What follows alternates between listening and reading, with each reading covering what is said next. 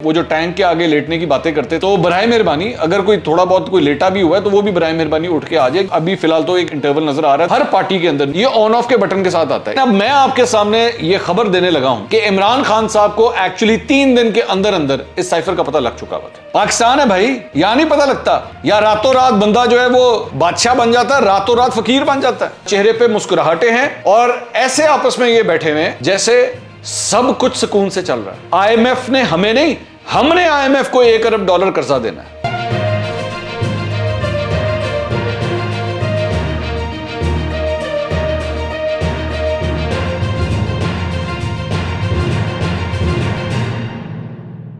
अस्सलाम वालेकुम नाज़रीन, मैं हूं मंसूर अली खान। अपने YouTube चैनल के ऊपर आपको खुशामदीद कहूंगा। सबसे पहले आपसे दरख्वास्त के चैनल को सब्सक्राइब करना मत भूलिएगा और बेल आइकन जरूर प्रेस कीजिएगा। नाज़रीन, मैंने सिर्फ 3 खबरें डिस्कस करनी है इस वीलॉग के अंदर और तीनों ही बड़ी इंपॉर्टेंट खबरें हैं। एक मामला है साइफर का, जिसके ऊपर आज बाकायदा तौर पे दफ्तर खारजा ने जो है अपना एक बयान जारी किया है और उसकी वजह है शहबाज गिल साहब, क्योंकि शहबाज गिल साहब ने इस किस्म के बयान दिए हैं कि जनाब वो साइफर जो है वो हमसे छुपाया गया था और हमें तो पता ही नहीं था इसके बारे में।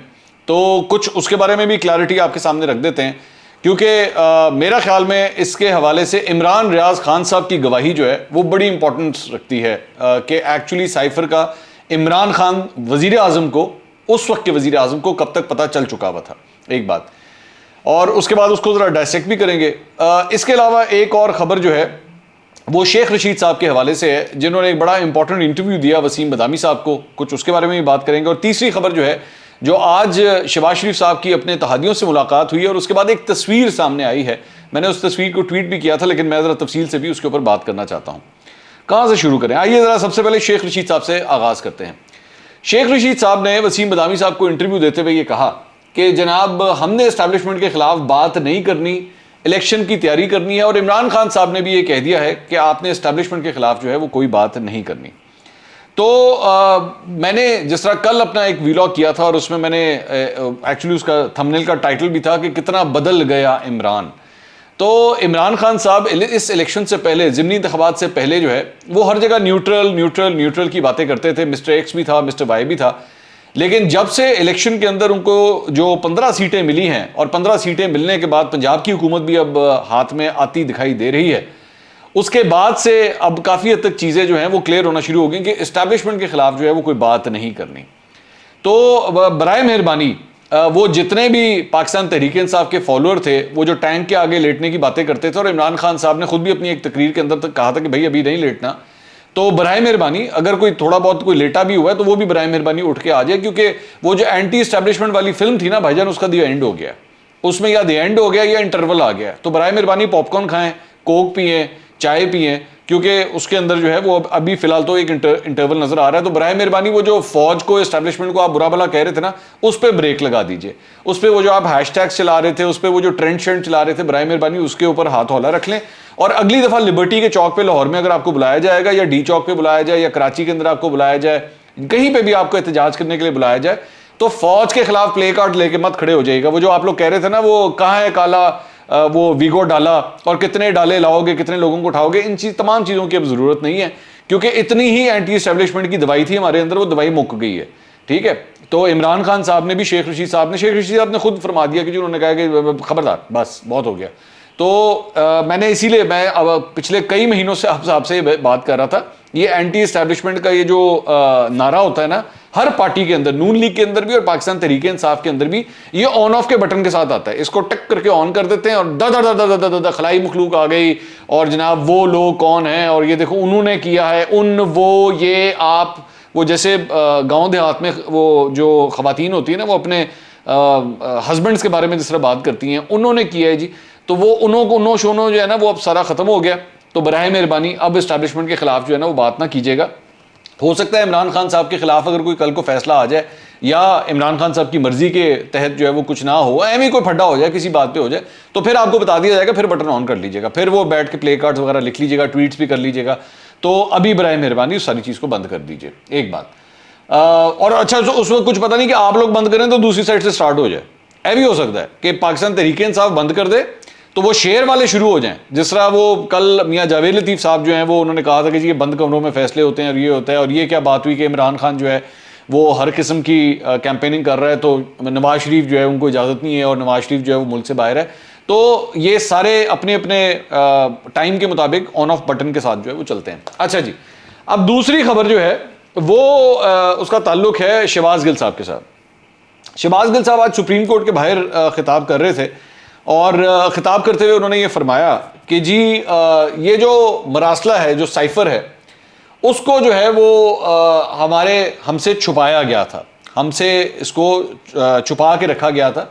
लेकिन फिर जब हमें पता लग गया इसके बारे में, इस साइफर के बारे में, तो उसके बाद मरासला, उन्होंने कहा जी मेरे इल्म में भी तब आया, ये शाह महमूद कुरैशी साहब का भी बयान है, मरासला उन्होंने कहा मेरे इल्म में आया, मैंने वज़ीर आज़म और दूसरे जिम्मेदार हजरात को आगाह किया और मैंने ही तजवीज़ पेश की कि फिलफौर डिमाश होना चाहिए। फैसला ये किया गया कि हमारा OIC का इजलास है और OIC का इजलास 21 मार्च को हुआ, जिसमें अमरीकी अंडर सेक्रेटरी को मदऊ किया गया और शाह महमूद कुरैशी और मोहिद यूसुफ ने भी उनसे मुलाकात की। अच्छा, मैं 1 मिनट के लिए जरा टाइमलाइन जो है ना वो जरा इसको क्लियर कर दें, जरा आपको जरा क्लियर पता चल जाए।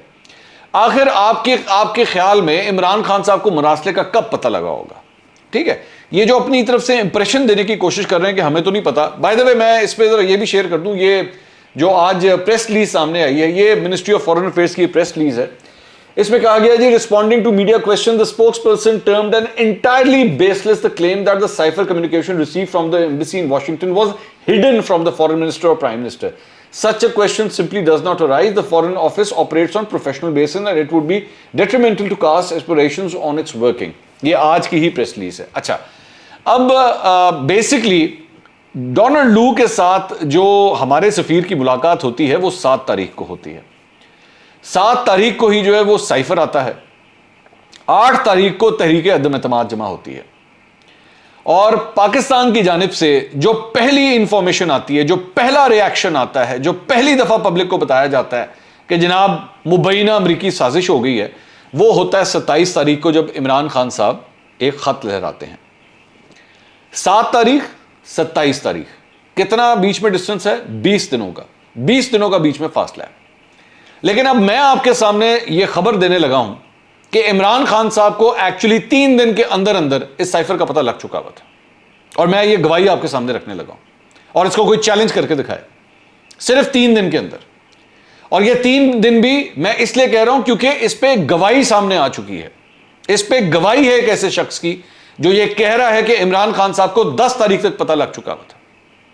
और अगर आप 7 को मुलाकात होती है, 7 को साइफर आता है, तो मैक्सिमम 8 तक जो है फॉरेन ऑफिस उसके ऊपर काम करना अगर शुरू करता है, तो 9 नहीं तो 10 तारीख तक, मतलब विद इन 48 आवर्स, 48 घंटे के अंदर अंदर कम से कम इमरान खान साहब को साइफर का पता लग चुका था।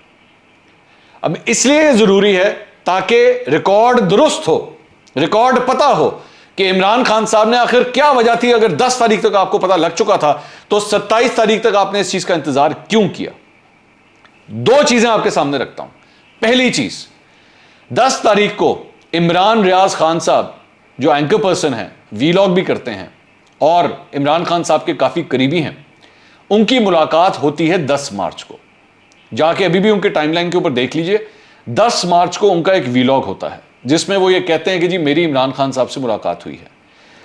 उस वीलॉग के शुरू के अंदर ही वो क्या बातें करते हैं, ज़रा वो मैं आपके साथ शेयर कर लूँ। मैं सिर्फ पॉइंटर्स शेयर कर रहा हूँ, तफसील से आपने देखना होगा तो वो देख लीजिएगा। वो फरमाते हैं कि जी मेरी आज इस्लामाबाद में बड़ी अहम मुलाकात हुई है और मेरी उन लोगों से मुलाकात हुई है जहां से इंफॉर्मेशन बड़ी आती है। एक बात तो मैं आपको बता दूं, Imran Khan is not going anywhere. अभी तहरीक अदम एतमाद आई भी थी और यही सियासी कश्मकश चल रही थी। उन्होंने कहा जी Imran Khan is not going anywhere, ये उन्होंने 10 तारीख को फरमाया। उन्होंने कहा कि इस सारी चीज के पीछे, मैं ये आपको कह रहा हूं कि ये बैरूनी साजिश है। ये 10 तारीख से स्टार्ट हो गया काम, 10 मार्च से, और अमेरिका इसके पीछे है, अमेरिकी साजिश है ये। इमरान खान 27 को जाके बोल रहे हैं, इमरान रियाज खान ने 10 तारीख को बता दिया था। उन्होंने कहा जी ये भी क्लियर करने की जरूरत है कि रूस जाने का फैसला इमरान खान साहब का अकेले का नहीं था, ये सब लोगों से बातचीत करके ये गए थे।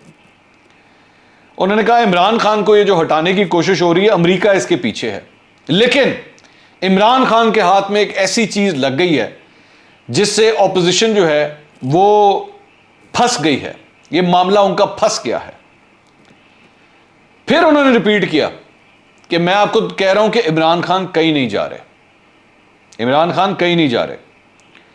उस्मान बुज़दार का मामला अलबत्ता फंसा हुआ है, उस्मान बुज़दार का, लेकिन मामला हल भी हो सकता है क्योंकि मुख्तलिफ धड़े बने हुए हैं, तो किसको रिप्लेस करना पड़ जाए, हो सकता है कि उस्मान बुज़दार 1 साल भी गुजार जाए, ये भी उन्होंने कहा। फिर दोबारा रिपीट किया, लेकिन एक बात तो तय है कि he is not going anywhere. Imran Khan साहब, he is not going anywhere. और ऑपोजिशन जो है वो फंस कर रह गई है इस सारे मामले के अंदर। तहरीक-ए-इत्तेमाद पे भी वोटिंग होनी थी। इमरान रियाज खान साहब ने 10 तारीख को बता दिया था कि जनाब उनकी मुलाकात हुई है। यह पहली गवाही है इमरान रियाज खान साहब की। उसके बाद दूसरी गवाही इमरान रियाज खान साहब की आती है जनाब, और वो तारीख है उसकी, वो भी मैं आपके साथ शेयर कर देता हूं। जब वो Islamabad high court bar association की तकरीब से खिताब करते हैं 30 जून को इमरान रियाज खान साहब, और इस तकरीब के दौरान वो क्या फरमाते हैं, सुनिएगा जरा। 10 मार्च मैं उस वक्त के प्राइम मिनिस्टर इमरान खान साहब को मिलने गया था। उस दिन मुझे पता चला कि एक साइफर आया है। 27 तारीख को इमरान खान साहब ने पूरे पाकिस्तान को बताया था। मुझे उसके बारे में 10 तारीख को पता चला था और मैंने इसके बारे में एक प्रोग्राम भी किया था। तो ये जनाब आपने उनकी गुफ्तगू सुनी, जो मैं अभी बता रहा था, जिस प्रोग्राम का इन्होंने जिक्र किया है, ये बेसिकली वही प्रोग्राम है जो मैं आपको बता रहा था कि उसमें उन्होंने ये फरमाया था कि जी 10 मार्च को उस वक्त के प्राइम मिनिस्टर इमरान खान को मिलने गया था, उस दिन मुझे पता चला कि एक साइफर आया। तो इमरान रियाज खान साहब बतौर एक सहाफ़ी पूरे पाकिस्तान को 27 तारीख को जाके इमरान खान साहब ने बताया, लेकिन इमरान रियाज खान साहब को उससे कई दिन पहले, 17 दिन पहले ही बता दिया गया था कि एक साइफर आया हुआ है, जिसका जिक्र उन्होंने अपने वीलॉग में भी किया, जिसका जिक्र उन्होंने इस्लामाबाद हाईकोर्ट बार एसोसिएशन की तकरीब में भी किया। तो 10 तारीख तक यह कहा जा सकता है कि इमरान खान और उनके इर्द गिर्द के जो करीबी लोग हैं, सबको पता लग चुका था कि साइफर आ चुका है। यह गवाही मौजूद है, यह गवाही मौजूद है इमरान रियाज खान साहब की।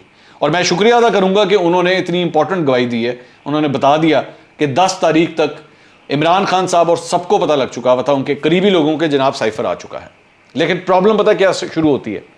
प्रॉब्लम यह शुरू होती है कि जब 10 तारीख तक, ये तो गवाही है ना कि 10 तारीख तक हो सकता है उससे पहले इनको मिल चुका हो। इमरान रियाज खान साहब को 10 तारीख को पता लगा हो, मुझे नहीं पता, हो सकता है इमरान खान साहब को 9 को भी पता लग चुका हो, इनको अलबत्ता 10 को पता लग चुका था। बहरहाल, लेकिन फिर भी आगे चलें।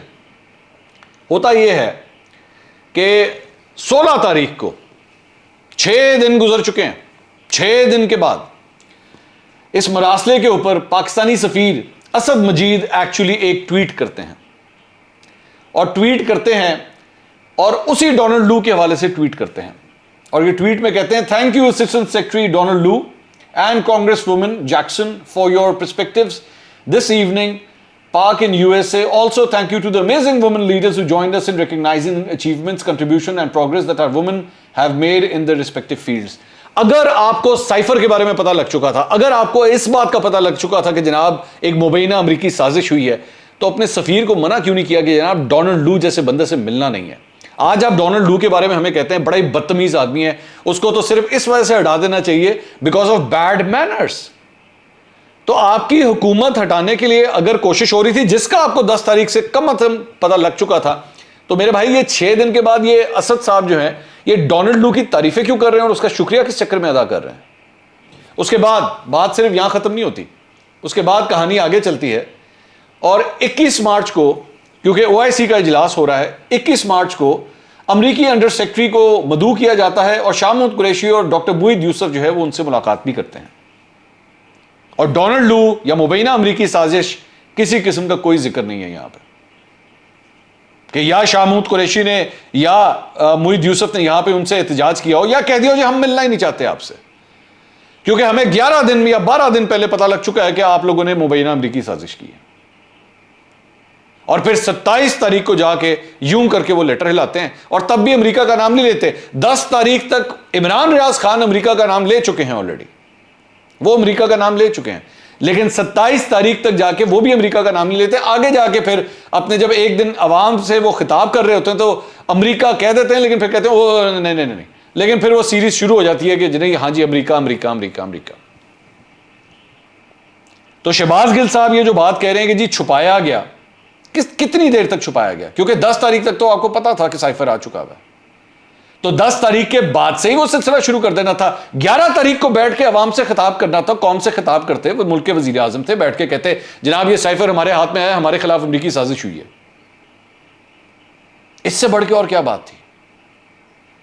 लेकिन हुआ ये, जो मुझे लगता है, मेरा तज्जिया है कि इंतजार किया गया 10 तारीख से लेकर 27 तारीख तक कि किसी तरह कोई और हल निकल आए, किसी तरह ये इत्तेहादी हमें छोड़ के ना जाए, किसी तरह इनको कन्विंस कर लिया जाए, किसी तरह वो जो आखिरी वक्त में गैबी ताकत आ जाती है। क्योंकि जिस तरह ये इमरान रियाज खान साहब 10 तारीख को कह रहे हैं ना कि Imran is not going anywhere, ये यहां से लेकर सिलसिला जिस दिन तक इमरान खान साहब को तहरीक-ए-इत्तेमाद के जरिए हटाया जाता है, तब तक मुतअद्दिद सहाफी अपने टॉक शोज के अंदर, ट्वीट्स के अंदर बार बार यही कहते रहे, सरप्राइज आने वाला है, सरप्राइज आने वाला है, सब कुछ तब्दील हो जाएगा, कहीं नहीं जा रहे, कहीं नहीं जा रहे, कहीं नहीं जा रहे, कहीं नहीं जा रहे। वो बार बार यही कहते रहे। और यही वो चीज है जिससे मैं हमेशा कहता हूं भाई प्रेडिक्शंस मत दिया करो। इसीलिए मैंने ये जो ज़िमनी इंतखाबात हुए थे उस पर कोई प्रेडिक्शन नहीं दी थी, खास तौर पे कहा था कि मत दिया करो। आपको क्या पता शहबाज शरीफ के बारे में आज कौन कह सकता है। मैं कह सकता हूं क्या शहबाज शरीफ नहीं कहीं जा रहे, मैं ये बोल सकता हूं, मुझे क्या पता, हो सकता है 24 घंटे में फारिग हो जाए भाई। आज भी कई लोग मुझे मिलते हैं, मैं आज कह रहा हूं, आज मुझसे 3-4 लोगों की मुलाकातें हुई। हाँ जी कितनी देर हुकूमत चल रही, मैं मैनू की पता, वो मैं जेड़ा हुकूमत चला रहे उन्होंने नहीं पता उन्हें कितनी देर रहना है। पाकिस्तान है भाई, यहां नहीं पता लगता। या रातों रात बंदा जो है वो बादशाह बन जाता है, रातों रात फकीर बन जाता है। तो बराए मेहरबानी शहबाज गिल साहब, इस पे जरा मैं आपसे सवाल करता हूं, क्या यह हकीकत है कि 10 तारीख तक कम से कम आपको पता लग चुका था? क्योंकि इमरान रियाज खान साहब कह रहे हैं, और मैं जानता हूं इस बात को, मुझे पूरा एतमाद है कि इमरान रियाज खान साहब की क्रेडिबिलिटी के ऊपर आप सवाल नहीं उठाएंगे, उनकी कही हुई बात को पूरी तरह उस पर यकीन जरूर करेंगे। उसके बाद एक और खबर जो मैं डिस्कस करना चाहता हूं, यह एक तस्वीर है। यह आज शहबाज शरीफ साहब की अपने इत्तेहादियों के साथ एक मुलाकात थी। यह एक तस्वीर सामने आई है, इसमें ये 3 रहनुमा बैठे हुए हैं, शहबाज शरीफ साहब, आसिफ अली जरदारी और मौलाना फजल रहमान। चेहरे की मुस्कुराहटें देखिए, ये तीनों इस वक्त इस इत्तेहादी हुकूमत के सरबराह हैं। डॉलर 224 को आज टच कर चुका है, स्टॉक मार्केट 1000 पॉइंट्स गिर चुकी है। हमारी जो रेटिंग्स हैं, एक आलमी मालियाती इदारे ने उसे नेगेटिव कर दिया है, स्टेबल से नेगेटिव कर दिया है। आपकी जो इन्फ्लेशन है वो 20% पे जा चुकी है। 15 ज़िमनी इंतखाबात, ये 15 भी बल्कि 16 हार चुके हैं। 15 पाकिस्तान तहरीक इंसाफ से और एक आजाद उम्मीदवार से, 16 सीटें हार चुके हैं। मुल्क में लोगों को यह नहीं पता कि क्या श्रीलंका की सूरत हाल बन चुकी है या बनने वाली है, उनको नहीं पता इस बात का। लोग इस वक्त इस बात के ऊपर परेशान हैं कि क्या अगले 6 महीने हम अपनी नौकरी पर रहेंगे या नहीं रहेंगे। क्या वो टाइम तो नहीं आ गया कि घर के अंदर ज्वेलरी, जो गाड़ी, प्लॉट्स, महंगी तरीन चीजें जो हमने बचा के रखी हुई थी, अपने बच्चों की शादियां करने के लिए रखी हुई थी, कहीं बेचनी तो नहीं पड़ जाएंगी। लेकिन मुल्क के हुक्मरानों की जो तस्वीर सामने आ रही है उस पर एतमाद है, उस पर खुशी है, उस पर कहकहे हैं, उस पर चेहरे पे मुस्कुराहटें हैं, और ऐसे आपस में ये बैठे हुए हैं जैसे सब कुछ सुकून से चल रहा है। आईएमएफ ने हमें नहीं, हमने आईएमएफ को $1 अरब कर्जा देना है। हमारी इंडस्ट्रीज, हमारी एक्सपोर्ट्स, पाकिस्तान की जो एक्सपोर्ट्स हैं वो दुनिया के टॉप 3 मुल्कों में आ चुकी हुई है। गैस की शॉर्टेज है ही नहीं, गैस इतनी ज्यादा हमारे पास है कि शायद हम साथ वाले मुल्कों को जाके कहेंगे लेनी चाहिए गैस साढ़े को। पेट्रोल 40 रुपए लीटर हो चुका है, बिजली 2 रुपए की हो चुकी है पर यूनिट। यह एतमाद इन चेहरों से नजर आता है। यह है वो डिस्कनेक्ट जो पता लगता है कि आपके हुक्मरानों का और आज के अवाम का कितना ज्यादा है आपस में। मैं इसीलिए बार बार ये बात कहता हूं, ये पावर गेम है, ये सिर्फ और सिर्फ ताकत का नशा है। जो ये कर रहे हैं, जो इमरान खान कर रहा है, सब कुछ सिर्फ और सिर्फ ताकत के लिए हो रहा है। उसमें आप भी जाएं भाड़ में, मैं भी जाऊं भाड़ में, इनके हाथ में बस ताकत रहनी चाहिए।